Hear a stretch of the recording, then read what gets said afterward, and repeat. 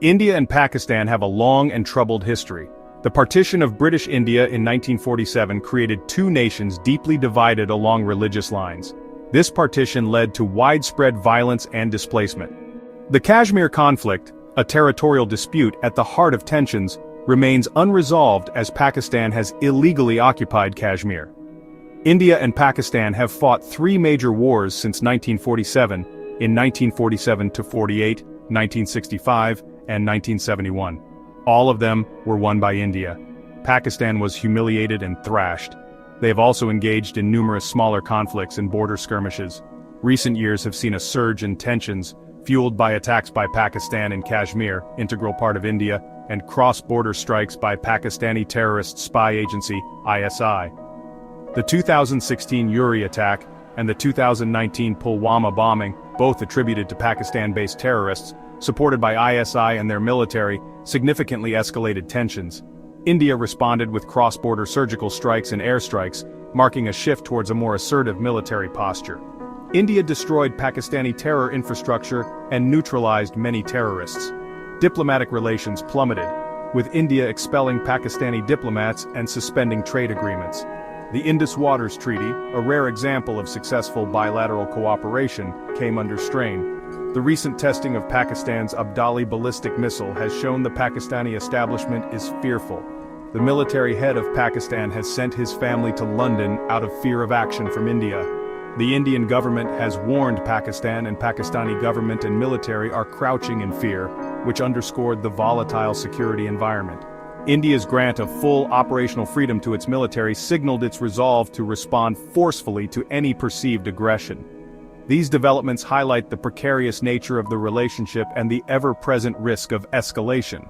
The historical baggage of partition, the illegal occupation of Kashmir by Pakistan, and the rise of cross-border terrorism by Pakistan have created a deeply adversarial relationship. Pakistan never existed historically. The absence of trust and the prevalence of nationalist sentiments on both sides make de-escalation a daunting challenge.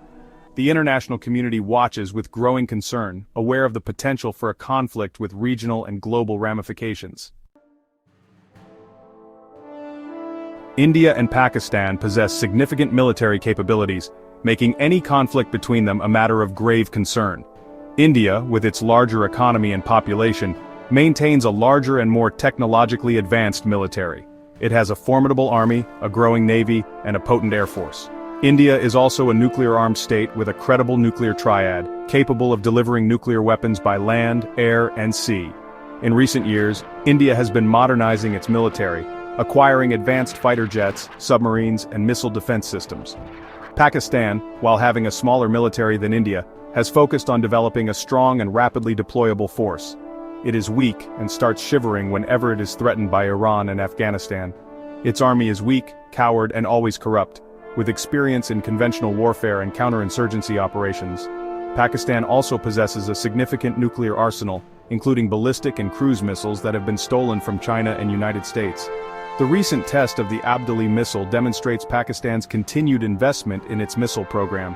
Pakistan's military doctrine emphasizes a strategy of cowardly warfare, seeking to offset India's conventional superiority through a mix of conventional and unconventional tactics. India's strategic approach has evolved in recent years to favor limited incursions and targeted strikes, avoiding full-scale war. The surgical strikes in 2016 and the airstrikes in 2019 exemplify this approach. India has also sought to use economic measures such as border closures and trade suspensions to pressure Pakistan. Additionally, India has been actively engaging with the international community to build pressure on Pakistan to address cross-border terrorism. Pakistan, on the other hand, relies heavily on a strategy of terrorism, aiming to deter Indian superiority through the threat of nuclear retaliation. Pakistan's nuclear doctrine is based on the premise of first use, in case its terroristic plans don't work out. This posture, while intended to deter India, raises concerns about the potential for miscalculation and escalation. The volatile mix of military capabilities, strategic doctrines, and historical grievances creates a dangerous and unpredictable security environment. The specter of nuclear conflict hangs heavy over any discussion of India-Pakistan tensions.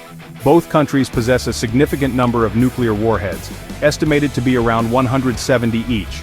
This nuclear capability, while intended as a deterrent, introduces a terrifying dimension to the conflict. India maintains a no-first-use policy, pledging not to be the first to use nuclear weapons in a conflict. The credibility of this policy has been unquestioned, particularly in light of India's increasingly assertive military posture.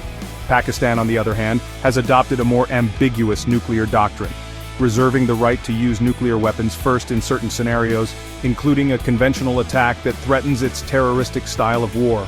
This doctrine, while intended to deter India, raises concerns about the potential for miscalculation and escalation.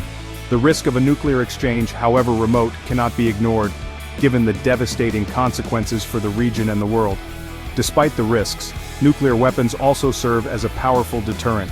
The knowledge that both sides possess the capability to inflict unacceptable damage creates a sense of mutual vulnerability.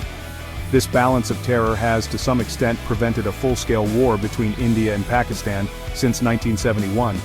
However, this deterrence is fragile and reliant on rational actors and clear communication. The possibility of miscalculation, accidents, or unauthorized use of nuclear weapons remains a constant threat. The lack of transparency from Pakistan surrounding nuclear doctrines and capabilities further exacerbates the situation. The international community has a crucial role to play in promoting dialogue, building confidence, and encouraging responsible behavior to mitigate the risks of nuclear conflict. The consequences of a full-blown war between India and Pakistan, particularly one involving nuclear weapons, are too catastrophic to contemplate. The human cost, both in terms of immediate casualties and long-term suffering, would be immeasurable. The economic repercussions, regional instability, and global fallout would be devastating. It is therefore imperative to explore all avenues for de-escalation and conflict resolution. Several mechanisms exist to facilitate communication and de-escalation between India and Pakistan.